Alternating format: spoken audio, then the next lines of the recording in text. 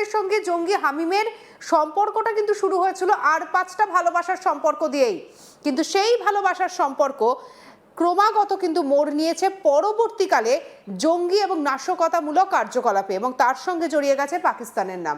আর এই জায়গা থেকে প্রশ্ন, যখন বাড়ির একটা সহজ সরল ছেলে বা মেয়ে যে আর 5টা ছেলে মেয়ের মতোই বড় হয়ে উঠছে, কি করে তাদেরকে টার্গেট করছে পাকিস্তানের এই ধরনের জঙ্গি সংগঠন, জিহাদি সংগঠনগুলো, এর পেছনে কি রয়েছে, আজকে এই নিয়ে আলোচনা করব। আমাদের সঙ্গে আজকে আলোচনায় রয়েছেন আন্তর্জাতিক সম্পর্ক বিশেষজ্ঞ শুভাশিস ব্যানার্জি। শুভাশিস বাবু, আপনাকে স্বাগত জানাবো আজ তাক বাংলায়। আমি আপনার থেকে অবশ্যই উত্তর নেব, তবে তার আগে স্টিফের পক্ষ থেকে কি বলা হয়েছে শোনাবো আপনাদের। আমরা যেটা পেয়েছি কি হামিম অর্পিতার সাথে লাস্ট অলমোস্ট 4 বছর ধরে ওর সঙ্গে ইন্টারাকশন আছে। আর মানে এটা ইনস্টাগ্রাম বেসড ইন্টারাকশন ছিল, তারপরে এরা দেখাও করতো, মানে একরকম অ্যাফেয়ারই বলা যায়। আর তার মধ্যেই আমরা দেখলাম কি লাস্ট কয়েক মাস ধরে হি ওয়াজ অলসো ইনফ্লুয়েন্স, মানে অর্পিতাকে ইনফ্লুয়েন্স করে কিছুটা এই গ্যাংয়ের অ্যাক্টিভিটিস মধ্যেও ইনভলভ করার চেষ্টা করছিল, যের মধ্যে একটা আমি আগে আপনাকে বললাম।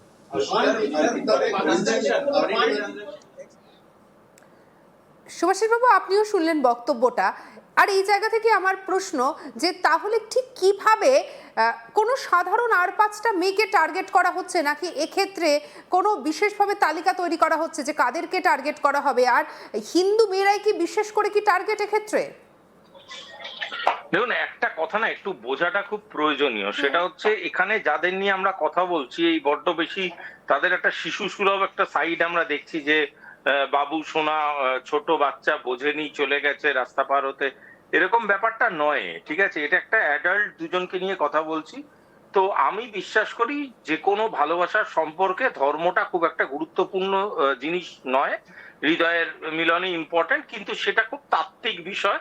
আপনাকে প্র্যাকটিক্যালি একটা জিনিস বুঝতে হবে, সেই সময়টা এসছে, সেটা হলো ইউ হ্যাভ টু জাজ দ্য পার্সন যার সাথে আপনি সম্পর্কে আছেন। এবার সেটা একটু একটু বৃহত্তর আকারটা বুঝুন। আজকের ডেটে দাঁড়িয়ে আমরা একটা জিনিস দেখলাম, এই ভদ্রমহিলা কোনো না কোনো একটা সাইটের মাধ্যমে এই ছেলেটার সাথে প্রথমে আলাপ হয়, if I am not wrong. তো যদি আলাপ হয়ে থাকে, তার বিষয়ে সম্পর্ক কি, তার পরিচিতিটা পাওয়া কি শুধু তার নাম, তার সোশ্যাল এক্সিস্টেন্স, মানে সোশ্যাল মিডিয়া এক্সিস্টেন্স রাদার, নাকি তার পারিবারিক জিনিসপত্র জানাটা খুব প্রয়োজনীয়, সে যদি সে সিরিয়াস রিলেশনশিপেই থাকে। যদি এগুলো না জানেন তাহলে তো লুপহোলস তৈরি করছেন, যে লুপহোলস দিয়ে একটা মানুষ আপনাকে ইমোশনালি ব্ল্যাকমেল করার জায়গায় চলে যাচ্ছে, ইমোশনালি গ্যাদার করার জায়গায় চলে যাচ্ছে। আপনি একটা কথা বুঝুন, যে মেয়েটি স্লোলি স্লোলি বুঝছে যে তাকে কিভাবে একটা জালে বা র্যাকেটে জড়ানো হচ্ছে, তো সেই মেয়েটি যখন সেটা প্রথমেই প্রাথমিকভাবে বুঝতে পারছে, সেখানে পুলিশের কাছে যায়নি। তার তার সে কেন ওয়েট করছিল এই দিনটার জন্য, যে তার বয়ফ্রেন্ড একদিন অ্যারেস্ট হবে, তারপরে সে অ্যারেস্ট হবে? তাহলে কি সে অলরেডি বেনিফিটেড হতে শুরু করেছিল? সে সেই বেনিফিট গুলোকে যথেষ্ট আনন্দদায়ক ভাবে এনজয় করছিল? আমি দেখলাম মেয়েটির ইনস্টাগ্রাম প্রোফাইলে 800-850 মতো ফলোয়ার্স। এই 800-850 যে ফলোয়ার্স ওয়ালা ইনস্টাগ্রাম প্রোফাইলটা উনি চালাতেন, তো উনি কি মনে করলেন হঠাৎ করে পৃথিবী ঘুরে গেল এবং উনার কাছে গোটা পৃথিবী আসতে শুরু করলো, আর্থিক সাহায্য আসতে শুরু করলো, বিভিন্ন রকম লোকের সাথে ইন্টারঅ্যাক্ট করার রাস্তা খুলে গেল তার জন্য?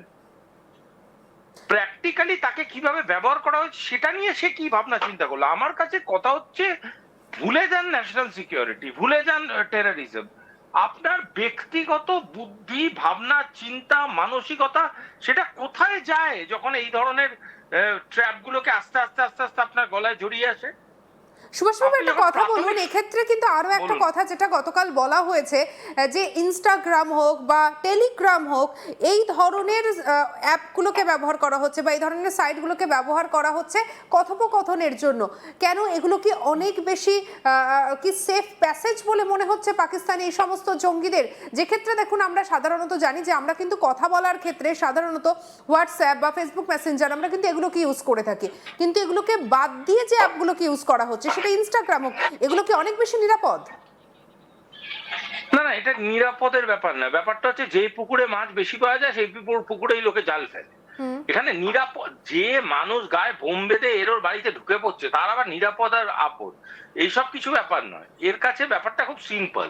এর কাছে ব্যাপারটা হচ্ছে যেখানে ম্যাক্সিমাম ক্রাউড পাবে, ওর টার্গেট ক্রাউড কি? ওর টার্গেট ক্রাউড হচ্ছে এই ধরনের ইয়াং টিনেজার মহিলা যারা সোশ্যাল মিডিয়ায় নিজের খ্যাতি অর্জন করার চেষ্টা করা হচ্ছে, ভীষণভাবে অ্যাম্বিশিয়াস, তাদের কিছু মানুষকে ট্যাপ করছে কিভাবে? কিছু ওয়েল ট্রেন্ড মিলিটেন্টে ঢুকিয়ে, যারা হয়তো ফিজিক্যালি খুব স্ট্রং, দেখতে খুব হ্যান্ডসাম, মানে তথাকথিত হ্যান্ডসাম, এবং তাদেরকে দেখে এরা মনে করছে যে একদম মানে সাক্ষাৎ উত্তম কুমার ফিরে এসছে তাদের জীবনে, এবং তারা ধাপাধাপ প্রেমে পড়ছে, এবং প্রেমে পড়ছে বলে শুধু নয়, এবং তারা বিভিন্ন রকম ডকুমেন্টেড ওয়েতে সেটাকে মানে এগিয়ে চলেছে।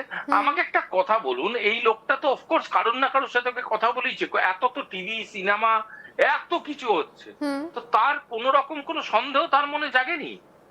এটা হতে পারে কখনো? আমরা কেন ধরে নিচ্ছি সবসময় প্রেমের জালে ফাঁসানো হচ্ছে?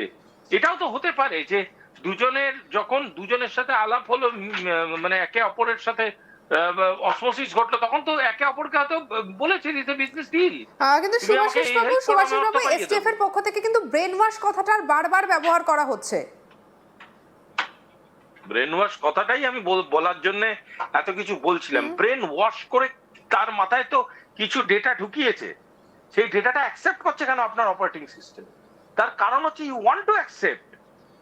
ম্যাডাম, আমি বারবার বলছি এর মূলে আছে দু রকমের মানসিকতা। এক মানসিকতা হচ্ছে রাতারাতি সেলিব্রিটি হওয়ার একটা ঝোঁক চলছে একটা পার্টিকুলার জেনারেশনের মধ্যে দিয়ে, আর দ্বিতীয় জিনিসটা হচ্ছে খুব চটজলদি পয়সা রোজগার করার যে একটা মানে অদ্ভুত নেশা চড়েছে কিছু লোকজনের মাথায়।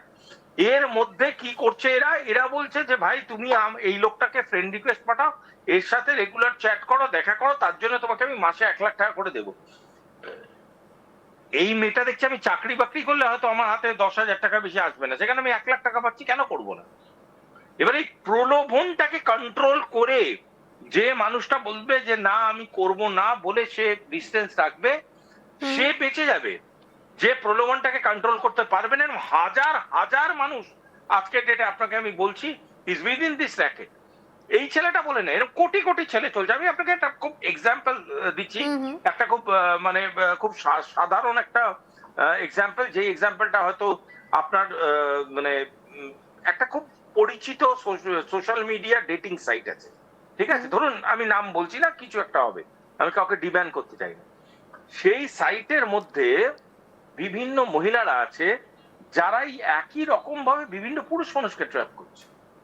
বিভিন্ন পুরুষ মানুষ আছে তারা একই রকম ভাবে বিভিন্ন মহিলাকে ট্র্যাপ করছে, ডেটে যাচ্ছে, গিয়ে 2 দিন 3 দিন যাওয়ার পরে তাকে আস্তে আস্তে আস্তে আস্তে আস্তে আস্তে আস্তে এমন একটা সার্কেলে ঢোকাচ্ছে যেই সার্কেল থেকে সে আর বেরোতে পারছে না। তার কিছু কম্প্রোমাইজিং ফটোগ্রাফ রাখছে, তার কিছু